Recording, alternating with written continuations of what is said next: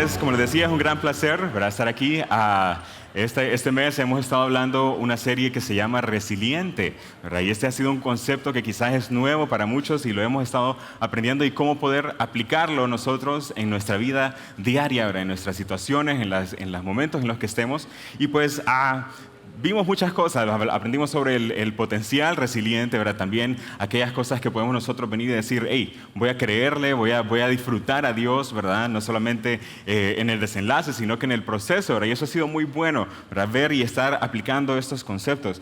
Y pues hoy el tema es crecimiento resiliente, ¿verdad? ¿Y qué tiene que ver esto, verdad? ¿Qué tiene que ver el crecimiento con la resiliencia? ¿Será que tienen algo, se relacionan? Y pues con crecimiento vemos que es algo que sucede en muchos casos naturalmente, ¿verdad? Como nosotros nacemos en algún punto, ¿verdad? Somos bebés, vamos siendo niños, vamos creciendo hasta llegar a ser los adultos que somos hoy quizás, ¿verdad? Y eso vemos que es algo que no podemos como controlar, es algo que va sucediendo y eso es la maravilla de lo que Dios hace, ¿verdad? Como Él ha diseñado eso. Lo mismo vemos también en la naturaleza, vemos cómo las plantas y las diferentes cosas así crecen, ¿verdad? De este rubro, crecen en lugares que a veces es inimaginable que pueda haber ahí vegetación, ¿verdad? Y aún así estas cosas crecen, ¿verdad? Entonces esto es algo impresionante y que podemos aprender de eso y podemos nosotros también crecer. Y pues es que Dios quiere realmente que nosotros marchemos, ¿verdad?, que vayamos avanzando, ¿verdad?, que marchemos con esperanza en la carrera en la que estamos, ¿verdad?, en la que Él nos tiene. Mientras quizás muchas veces nuestras oraciones o nuestras peticiones no han sido contestadas, ¿verdad? Y eso es una realidad. ¿Cómo podemos nosotros avanzar o marchar? ¿Será que es posible crecer en estos tiempos de espera, ¿verdad? Quizás Dios quiere que nosotros conozcamos a Él, ¿verdad?, que lo conozcamos de otra manera, no solamente como hemos escuchado, sino viéndolo de cerca, ¿verdad? Job lo puso muy bien, él dijo, de oídas te había escuchado, ¿verdad? Antes escuchaba acerca de ti, pero hoy que he pasado a través de todo este sufrimiento, mis ojos te ven, dice, ¿verdad? Qué bueno sería que nosotros podamos tener la capacidad de decir eso. Ahora mis ojos te ven y tener esa cercanía con Dios, ¿verdad? Entonces es importante que a través de esto nosotros podamos venir y decir, hey, yo puedo lograr disfrutar y estar atento a este viento de paz que Dios nos da, ¿verdad?, que solamente viene de Él. Vemos muchas veces ocasiones en que hay personas que están sufriendo y están pasando por problemas, pero hay una paz inexplicable y eso solamente viene de Dios. Y este mes pues nos centramos en un pasaje que Pablo lo dijo y concluyó de esta manera en Corintios, 2 Corintios, y él dijo, por todos lados nos presionan las dificultades, pero no nos aplastan, dice. Estamos perplejos, pero no caemos en la desesperación. Miren qué bien esto. Somos perseguidos, pero nunca abandonados por Dios.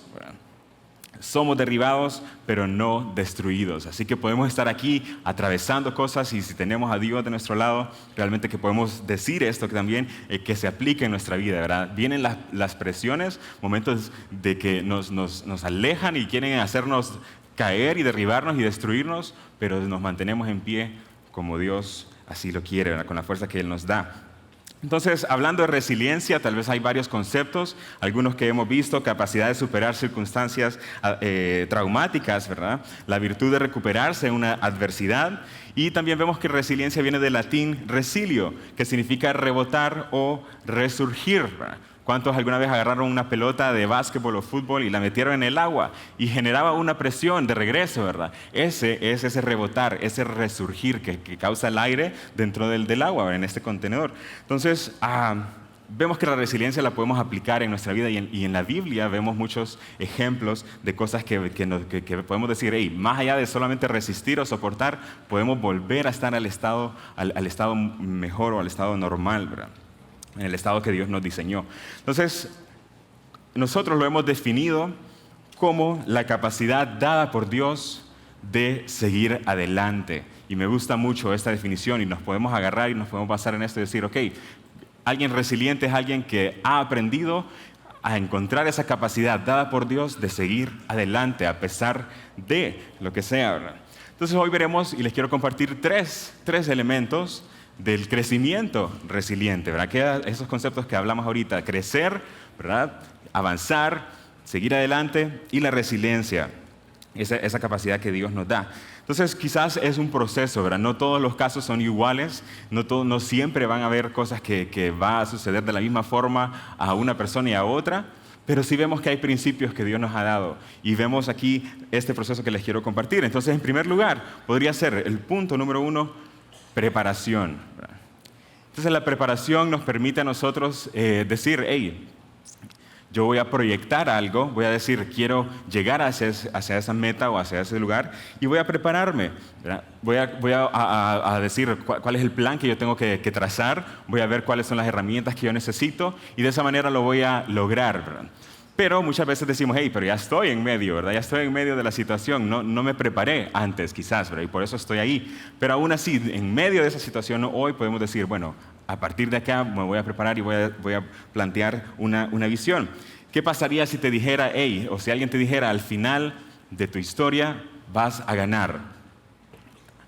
¿Qué sucedería con tu actitud y tu motivación el día de hoy en la situación en la que estás? ¿Cambiaría? ¿Verdad? Muchas veces nos dicen, hey, la fe es la certeza de lo que se espera, aquella convicción de lo que no podemos ver, ¿verdad? Cosas que no hemos visto aún y decimos, yo lo creo porque Dios lo dice, ¿verdad? No solamente en lo que yo estoy pensando, sino en lo que Él dice. Entonces es preparación, trazar un plan, una proyección, considerar cuáles son las posibilidades y sobre todo dejarlo en las manos de Dios, ¿verdad? Con ese plan. Número 2 es la recuperación. En este crecimiento, ¿verdad? Muchas veces van a haber momentos, como hablábamos, golpes, ¿verdad? O situaciones en las que, hey, ya me encuentro en esa situación, pues ese es un momento de recuperación. Y hablamos de que el cuerpo es impresionante, cómo tiene esa capacidad de recuperarse ante estos golpes o estas situaciones que son en contra de la naturaleza humana, ¿verdad? Y vemos cómo se recupera. Y asistimos al médico, al doctor, porque queremos asistir o queremos ayudar a que ese proceso sea quizás más rápido o quizás más eficiente o más seguro, ¿verdad? La recuperación total.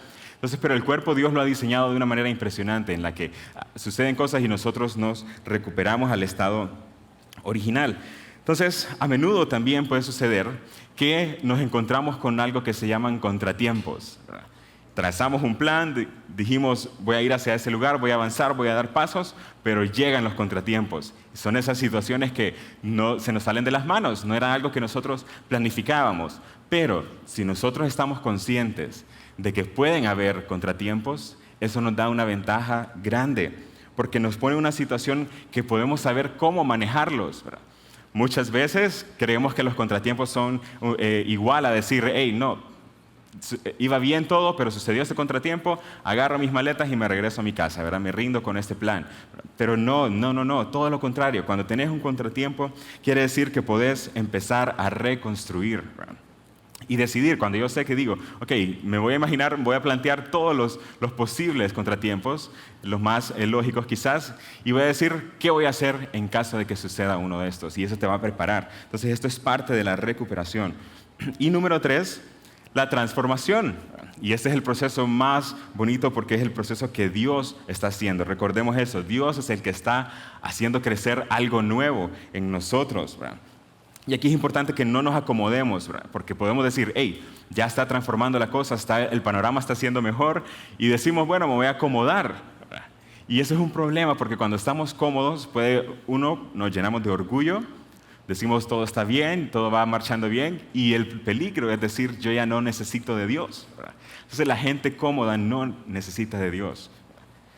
La gente desesperada, las personas que tienen esa conciencia de su necesidad, sí anhelan estar con Dios. Yo deseo y que sea así profundamente, anhelar esa presencia de Dios, como decía los salmos, hey, para mí es mejor estar un día en tu casa, en tu presencia, que estar 1000 fuera de ellos, en cualquier otro lugar. Pero Dios nos tiene acá y eso es importante, ¿verdad? Entonces, cuando veas que la situación va mejorando, no te olvides de agradecer a Dios, ¿verdad? Agradecerle a Dios, decir, hey, gracias porque me trajiste hasta acá, veo hacia atrás dónde estaba y pues ahora hay una transformación en mi mente, ¿verdad? No me quedo como yo estaba. Si tu cuerpo y tu mente pues experimentan una circunstancia difícil y aún mantienen el equilibrio, o sea, se reequilibran rápidamente, después del impacto quiere decir que no estás traumatizado. Puedes estar herido, puedes tener unas cicatrices, pero no quedaste traumatizado. Eso es lo que llamamos resiliente. Quiere decir que eres una persona resiliente. Y otro concepto así, vemos que la resiliencia es la capacidad interna de regularse a sí mismo para que pueda mantener el equilibrio o volver rápidamente a él después de perder ese equilibrio, ¿verdad? Entonces, si eres resistente, tu mente y tu cuerpo pueden volver al funcionamiento normal. Y entonces estamos hablando aquí de un equilibrio. Si ven ahí en sus notas, hay una bicicleta y eso es un ejemplo tan sencillo del equilibrio, ¿verdad? Que aprendemos a temprana edad, en muchos casos, ¿verdad? Desde tempranito nos enseñan a cómo andar en bicicleta, ¿verdad? Y es algo que nos muestra que se necesita cierta confianza, ¿verdad? Creer o saber cómo se hace, y movilidad, ¿verdad? Mantenerte en movimiento, ¿verdad? Ese movimiento te ayuda a mantener el equilibrio. Si nos ponemos a pensar, ¿cómo es que se puede mantener en línea recta, ¿verdad? Y ese movimiento es el que ayuda, ¿verdad? Ese equilibrio. Entonces, en nuestro caso, podemos decir, el equilibrio es resistir a esas presiones, como mencionábamos al inicio. Pueden haber presiones a mi vida, ¿verdad? Que me quieren dejar caer o botar, pero yo me mantengo, ¿verdad? Mantengo el equilibrio. Entonces, si yo te dijera en este momento, de ahora en adelante vas a vivir con el conocimiento que adquiriste a los 5 años, cuando estabas quizás en primer grado. Solamente con ese conocimiento vas a vivir el resto de tu vida. ¿Qué pasaría? Me dirías, no tiene sentido eso, pero yo aprendí ciertas cositas, ¿verdad? Y quizás he aprendido tantas cosas más en la universidad, en la escuela, en mi familia. Al crecer, ya tengo tantos años y yo he aprendido muchas cosas. Pero entonces muchas veces esta idea me trae a mí un pensamiento, porque podemos llegar a un punto en el que creamos que ya lo sabemos todo. Eso sucede, ¿no? Yo ya saqué mi título universitario, ya tengo una maestría, ahora tengo un doctorado o lo que sea, y yo ya sé mucho, ¿verdad? Conozco mucho, ¿verdad? Y eso es un problema, porque a veces podemos perdernos de aprender de personas que están en un nivel más bajo que nosotros, ¿verdad? O venir y decir, no tengo una mente abierta ante situaciones difíciles. Porque digo, ¿por qué me está pasando a mí? Tomamos la vía del reclamo, ¿verdad? Decir, ¿por qué si yo soy así? ¿Por qué me está pasando esto? ¿Verdad? Entonces, eso es tener una mente abierta. Trayendo a la memoria lo de la bicicleta, recuerdo, y les cuento una historia, yo cuando estaba pequeño, yo no sabía andar en bicicleta, fue mi mamá quien me enseñó, pero para llegar a ese punto, yo tenía ya como 7 años. Quizás ahorita no nos acordamos, tal vez algunos aquí están cerca de esas edades, pero a los 7 años yo no podía andar en bicicleta. Y era una frustración para mí, porque yo miraba que otros niños que tenían menos años, tal vez tenían 3, 4 o 5, ya sabían andar en bicicleta sin rueditas y a toda velocidad, ¿verdad? En cualquier lugar. Yo decía, ¿cómo hacen, verdad? Yo no puedo, ¿verdad? Y eran intentos tras intentos de mis hermanos, mis primos, y era como, te vamos a enseñar, pero siempre terminaban en tardes frustradas, ¿verdad? Y era como, no, yo me resigné. Yo dije, no, yo no voy a aprender. Yo no voy a aprender a andar en bicicleta nunca, dije yo, ¿verdad? Porque lo miraba como algo que era imposible, ¿verdad? Algo imposible, yo no sé qué era, quizás era una combinación ahí de miedo y descoordinación de mis piernas, algo ahí que no hacía clic, ¿verdad? Quizás que eso no ha cambiado tanto, pero bueno.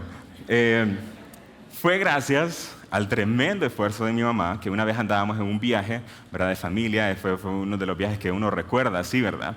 Y que son importantes, ¿verdad? Tener esos momentos. Y pues andábamos en la costa norte, que ustedes saben allá, o quizás si no saben, es un lugar bien caliente, ¿verdad? Arriba, pues arriba de Honduras. Entonces es bien caliente y era como un momento que dicen, no, mi mamá dijo, yo me voy a encargar y me voy a dedicar este tiempo a enseñarle. Y era aquel sol abrasador, ¿verdad? Y difícil, pero bueno, yo solo recuerdo que tras intentos, llegó un momento en el que ella estaba corriendo y ella solamente sostenía el asiento de la bicicleta y me estaba empujando, corriendo, hasta que me dio un gran impulso. Tambaleando y todo, logré andar en bicicleta. Moviéndome, avanzando y todo. No recuerdo si me caí o cómo me detuve, eso está borroso, pero aprendí a andar en bicicleta. Aprendí, y eso fue algo que a mí me causó una gran alegría. Yo sentí una gran adrenalina y aquella satisfacción de poder haber hecho algo nuevo, algo que por meses, años quizás había sido imposible, ¿verdad? Y entonces quizás estamos en esa situación en la que decimos, quizás lo único que ocupas es un empujón, ¿verdad? Un empujón que te ayude a agarrar el equilibrio y a seguir adelante, ¿verdad? Y así fue para mi mamá, yo le agradezco enormemente, pero aprendí algo más acerca de esto, viendo hacia atrás. Y es que tenemos que tener una mente abierta, una mente despierta a aprender cosas nuevas. No creamos que lo sabemos todo. Y dentro del crecimiento resiliente, o de este crecimiento nuestro, es importantísimo aprender. Es importantísimo. Porque si has llegado hasta este punto y has sufrido cosas, has pasado a través de momentos difíciles, pero no has aprendido, puede que te vengan cosas o situaciones peores aún, ¿verdad? Entonces es importante que vengamos esto. Dios nos dice, ¿verdad? No nos acoplemos a este mundo, ¿verdad? No nos pongamos igual que lo que hace la gente, sino que transformemos nuestra mente, ¿verdad? Renovemos nuestra mente, dice, ¿verdad? Entonces no nos acoplemos, sino que transformémonos, ¿verdad? Entonces quizás las situaciones difíciles o adversas son llamados de atención, así como, hey, reaccioná, tenés que cambiar esto, tenés que ver hacia Dios en primer lugar, ¿verdad? Entonces eso es súper importante. Hay un verso en Lucas 17:33 que dice, todo el que procure salvar su vida la perderá, y todo el que la pierda la salvará. Este es un concepto que no es fácil de entender a primeras, ¿verdad? No lo comprendemos. ¿Cómo es esto de ganar, perder con mi vida? ¿De qué se trata? Pero no lo vamos a entender hasta que entendamos el plan de salvación de Dios, por ejemplo, ¿verdad? Que Él dice, hey, ustedes no se pueden salvar con sus esfuerzos, por más que yo quiera salvar mi vida con mis esfuerzos, siendo bueno, haciendo esto, haciendo lo otro, no la voy a salvar, probablemente la voy a perder más bien eternamente. En cambio, cuando yo digo, hey, voy a decir un alto a mis esfuerzos y voy a creer en lo que Él hizo, en esa cruz, por ejemplo, ¿verdad? Lo que Él hizo en esa cruz que murió y resucitó y pagó por mis pecados, yo digo, yo no tengo nada que ver ahí, mi esfuerzo no vale ahí, solamente vale en lo que Él hizo, es completo, ¿verdad? Entonces yo muero a mí mismo y en ese momento soy salvo, ¿verdad? Por lo que Él hace y por gracia, ¿verdad?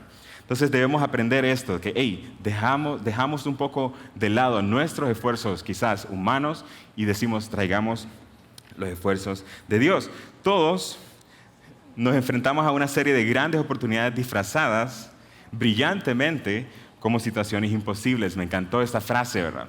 Porque es cierto, muchas veces vemos las situaciones imposibles como la que les estaba hablando hace poco y decimos, hey, yo no voy a poder, pero quizás es una gran oportunidad que tenés enfrente de ti, ¿verdad? Entonces debemos aprovechar eso, debemos cambiar la forma en que vemos la vida. Alguien decía acerca del sufrimiento, hey, el sufrimiento tenemos que aprender a amarlo. ¿Cómo? ¿Cómo así? ¿Amar el sufrimiento? Sí, porque el sufrimiento nos hace parecernos a Cristo, ¿verdad? Él sufrió por nosotros y eso es una gran cosa. Y si aprendemos esa cualidad de ser como Cristo, ¿verdad? Vamos a ver la vida de una forma diferente. En la Biblia hay una historia, en el Antiguo Testamento, quizás es una historia que a veces pasa desapercibida, pero está en el libro de Ruth. Y esta historia pues, es un libro que está allá, al inicio casi de los primeros 10 libros de la Biblia.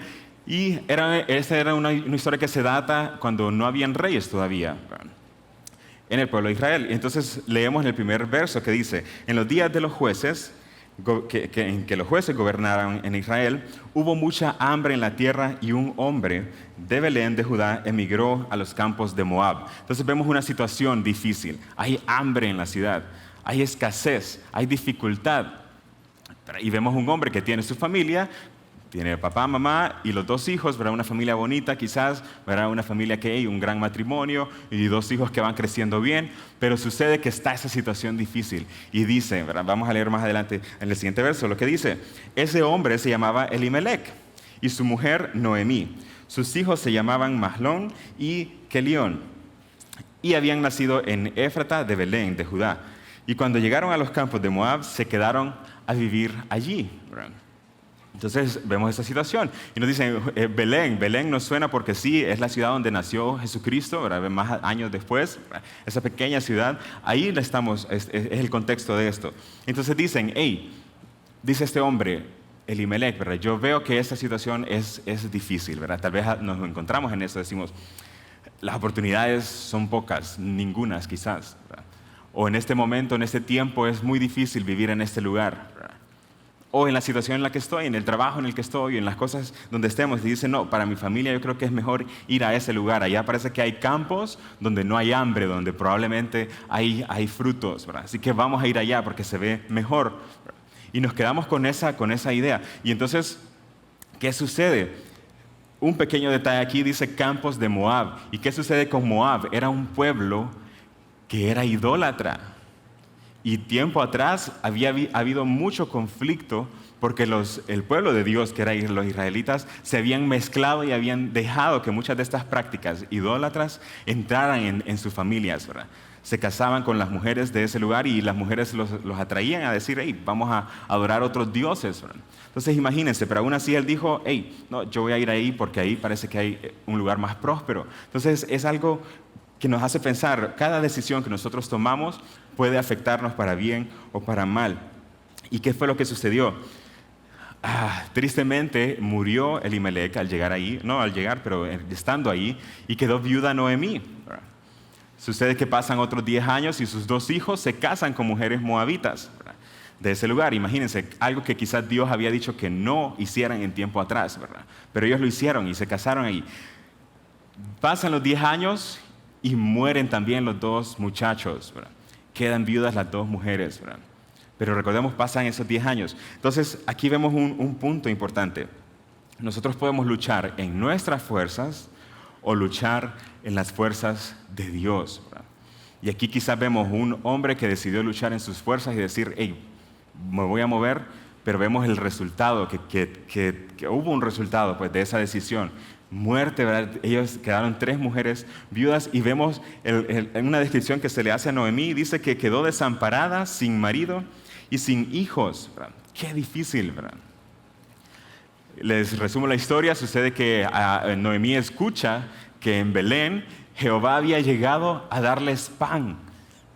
Imagínense, en el tiempo atrás era como, no, está escaso esto, movámonos, pero no sabían ellos que en un poco de tiempo más Jehová iba a llegar ahí a proveer. Nos pone a pensar eso. Pero entonces ella escucha y dice, no importa la decisión que tomamos, quizás es difícil y estamos en esa situación dura, pero yo me voy a regresar a mi tierra, donde crecí, donde Dios me enseñó, ¿verdad? Entonces las 2 mujeres deciden irse con ella, pero ella les dice, no, quédense acá, aquí conmigo no tienen un futuro, ¿verdad? Quédense acá, váyanse donde su familia y que estén bien allá, encuentren esposos, que se vuelvan a casar. Pero ellas insistieron en irse con ella y al final solo una decidió seguir con ella, que se llamaba Orfa y la otra se llamaba Ruth. Entonces Ruth decide quedarse con Noemí, le dice, hay uno de los pasajes más bonitos que hay en la Biblia, le dice, hey, no, yo me voy a quedar contigo, ¿verdad? Donde tú vayas yo voy a ir, tu Dios va a ser mi Dios y donde tú mueras yo voy a morir, ¿verdad? Imagínense, vemos a una mujer moabita que aprendió quién era Dios a través de esta mujer que quedó viuda en una tierra desconocida, ¿verdad? O sea que dentro de todo Noemí sí estuvo con Dios y representó quién era Dios. Pero en esa situación difícil, Noemí perdió un poco quién era ella, ¿verdad? Si nos vamos más adelante en el verso 19 dice, ¿qué no es esta Noemí? Ya cuando decidieron llegar a Belén, la gente se preguntaba como, uy, ¿no era ella Noemí la que se fue en esperanza de un mejor futuro y está regresando aquí sin nadie, ¿verdad? Con las manos vacías. Entonces la gente preguntó, ¿no es ella Noemí? Pero ella le respondió, no me llamen Noemí. Noemí significaba placentera. Ella le dice, no me llamen Noemí, llámenme Mara. Y Mara significaba amarga. Y ella dice, ciertamente grande es la amargura que me ha hecho vivir el Todopoderoso. Ella estaba en un punto muy bajo en el cual había perdido la visión de quién era ella. Y ella misma estaba diciendo, hey, no me llamen placentera, llámenme amarga. Y ante esa situación vemos que ella también dice, no, quiso rechazar o alejar a sus 2 nueras, ¿verdad? Dijo, no, aléjense, yo estoy en un momento feo, ¿verdad? No me busquen, no me sigan, ¿verdad? Y esto podemos estar nosotros así, que cuando nos encontramos en situaciones adversas, nos aislemos y digamos, no me sigan, ¿verdad? Porque yo no estoy bien. Pero Dios vemos que tiene algo diferente. Vemos cómo Ruth sabía quién era Noemí, sabía quién era su Dios, ¿verdad? Eso tiene mucho que decir. Más adelante, si les sigo contando la historia, nadie la llamó Mara, la siguieron llamando Noemí, ¿verdad? Solo ella se llamaba así. Pero ¿qué sucedió? Llegaron a Belén y pues se escuchó su historia y triste, mucha gente sintió eso, ¿verdad? Pero Ruth, su nuera, encontró a alguien que se llamaba Booz, y Booz era familiar de Elimelec, el esposo de Noemí. Y en ese tiempo había algo que se acostumbraba, que si moría alguien, ¿verdad? El hombre, otro familiar podía casarse con la esposa que había quedado viuda para redimir su familia, ¿verdad? Para levantarle descendencia. Y entonces Booz hizo eso, él decidió decir, hey, yo me voy a casar con Ruth y voy a redimir su nombre. Entonces, vemos ahí la historia ya al final, en el último capítulo, el capítulo 4 dice, entonces Booz les dijo a los ancianos y a todo el pueblo, ustedes son testigos de que hoy le compro a Noemí todo lo que fue de su esposo Elimelech y de sus hijos Kelión y Mahlón. Además, tomo por esposa a la moabita Ruth, que fue mujer de Mahlón, para que la posesión siga a nombre de su esposo muerto y su memoria no se borre de entre sus hermanos ni de su ciudad. Ustedes son testigos hoy de este acuerdo. Vemos aquí cómo es Dios, ¿verdad? Una Noemí que había quedado sin nada, que vino un Booz y le dijo, hey, yo voy a comprar todo lo que tenés, prosperidad, ¿verdad? Y me voy a casar con tu nuera, te voy a levantar una descendencia, una familia, vas a tener una familia que quizás la perdiste, ¿verdad? Entonces ahí vemos que Dios estaba confirmando la identidad de Noemí, que era placentera, y le está diciendo, hey, yo tengo un plan para ti, ¿verdad? Un plan de redención. Vemos esta verdad, cuando nuestra identidad está en Cristo, esta no cambia a pesar de las circunstancias, ¿verdad?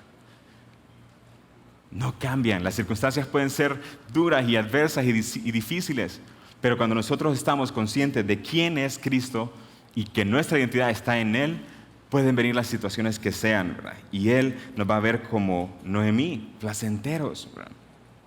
Es increíble, más adelante dice que las mujeres le decían a Noemí, quizás las que se preguntaban antes, hey, ¿no es ella Noemí la que perdió todo? ¿Verdad? Ahora estaban diciendo, alabado sea el Señor que te concedió tener un nieto que te rescatara.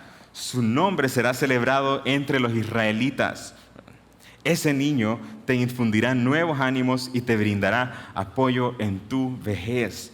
Tu nuera que te ama y dio a luz ese niño es de más valor para ti que 7 hijos. ¿Verdad? Qué historia de una persona que tuvo un crecimiento resiliente, ¿verdad? A pesar de las dificultades.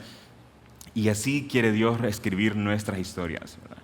Que podamos ver, que podemos crecer, que podemos decir, hey, aunque quizás mi situación no está contestada, quizás no avanza nada mi situación, pero yo puedo crecer en conocer quién es Dios y que mi vida hable por eso. Entonces somos más que vencedores. Mayor es el que está en nosotros. Mayor es el que está en nosotros que el que está en el mundo. Mayor es el que está en nosotros que esa situación difícil, por muy grande que parezca.